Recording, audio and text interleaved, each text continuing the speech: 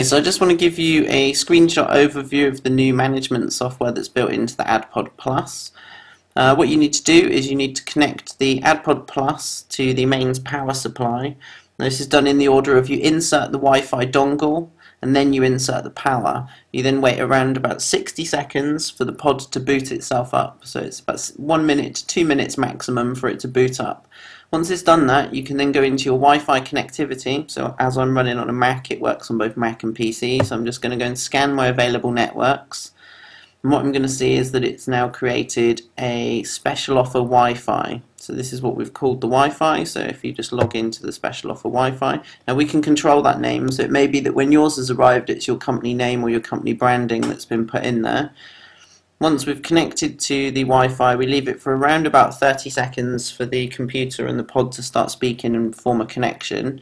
And what we then do is just do a quick search in Google or just refresh the browser. So I'm just now going to do a quick refresh. Now taking about 30 seconds, it's preloaded and we're now connected to the Wi-Fi network. So as this is a generic one that we're sending out, it's just delivering a smartphone test GIF image into the window.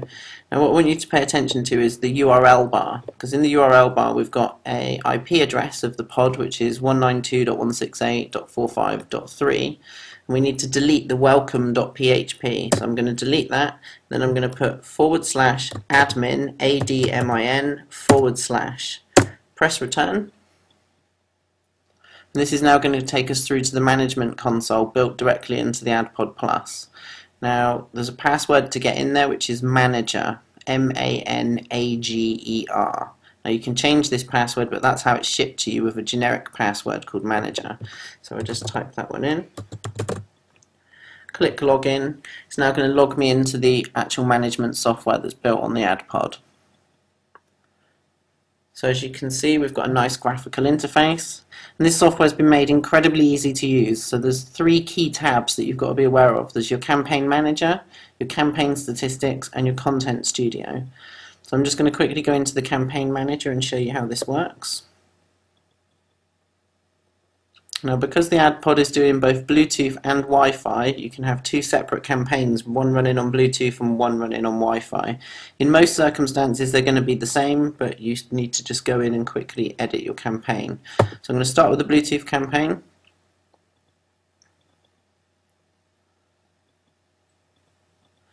I want to change the name that's displayed when the Bluetooth connects.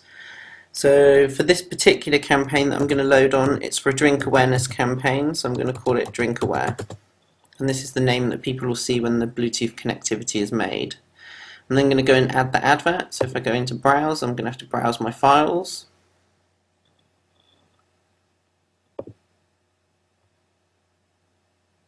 I'm going to choose the drink awareness GIF. So as you can see, that's inserted that in there. Now there are a couple additional settings which you've got in the advanced settings tab below here. So there's a resend delay if positive. So that means if someone's downloaded the content, how long before the pod would try and send to them again. In most circumstances you're not going to want to send the same advert regularly, so for this particular campaign I'm going to say we're not going to do it for 1 year. And then for the resend delay, which is negative, that means if someone hasn't downloaded the content, how long before you resend to them. So in this case we're going to say that that's going to be 8 hours. Now once these settings have been chosen, I can then preview my campaign, so I click preview.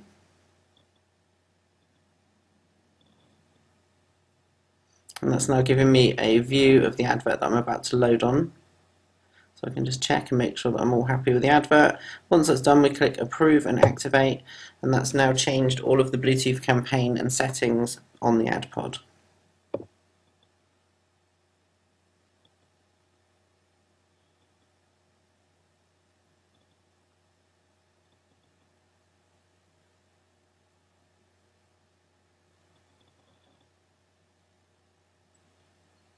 Okay, so that now tells me that the campaign's been successfully installed. So I'm going to go back to the campaign manager.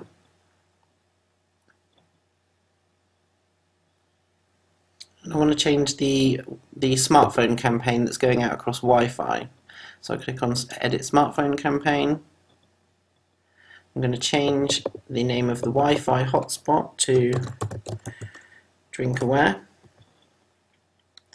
going to go in and do the same thing I did on the Bluetooth campaign, and I'm going to choose a file. You can have up to 2 files that go in, but for this particular campaign it only is having 1.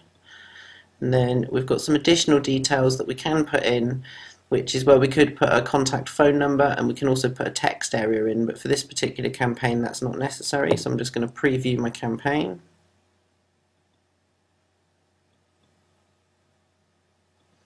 Once again showing me how the advert's going to look on a smartphone.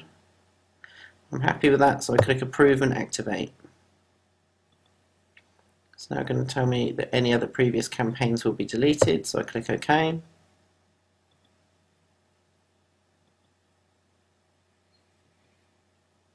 There's an important point to note on this, that when you change the smartphone campaign or the campaign name, it's actually going to reboot the box and it's going to create a new hotspot under a new name. So as you can see on my Mac now, it looks like I'm not connected to any wireless networks because the special offer Wi-Fi is now not in existence. It's been deactivated, and it's now come back and said that the drink awareness has been activated. So I need to click again onto the drink aware. And this is now just going to reconnect my browser back to the AdPod. So if I click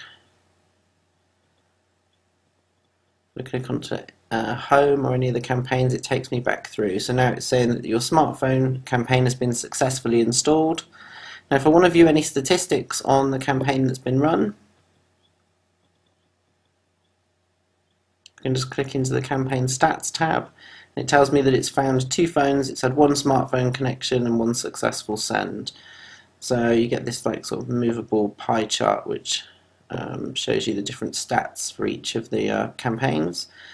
And for the final tab you need to look at the Content Studio. Now this is particularly useful if you're in a rush to get any campaigns done.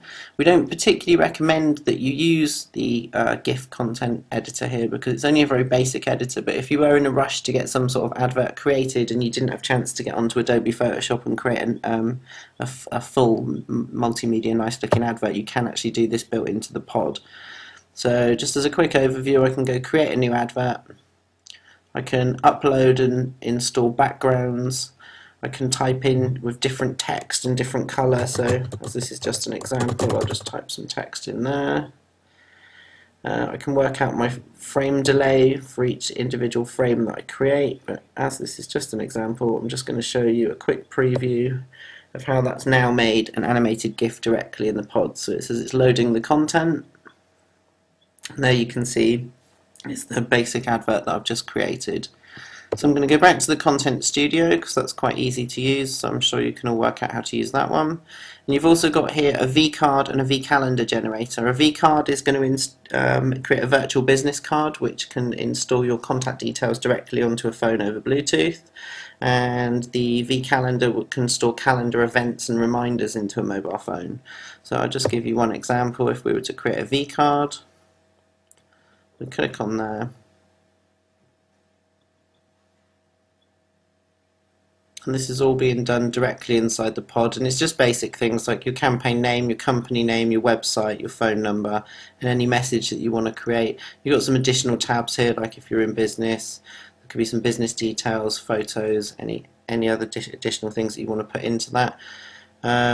All very straightforward. Once you click create, then that just installs a vCard into the campaign. So as you can see, it's a really simple to use software. Key points is to just remember that once you've connected over Wi-Fi, you do need to go in and delete whatever it says after the initial advert's been delivered, and you have to do that /admin/. Once you click return, that's then going to log you into the password protection area. Once you've done that and you've clicked log in, you'll be put through to the home page, and it's a very simple, intuitive software for you to use. If you do get stuck at any point, then you can click the support tab, and that will send through to the support email at AdPods. Alternatively, you have got a help section built in here where it gives you some details about Bluetooth marketing, how to use the unit, and it just talks about various different things that are relevant to using it. But to be honest, what we're finding is that most people, once you've seen this video or you've used this software once, you'll probably never have any questions because it's very simple to use.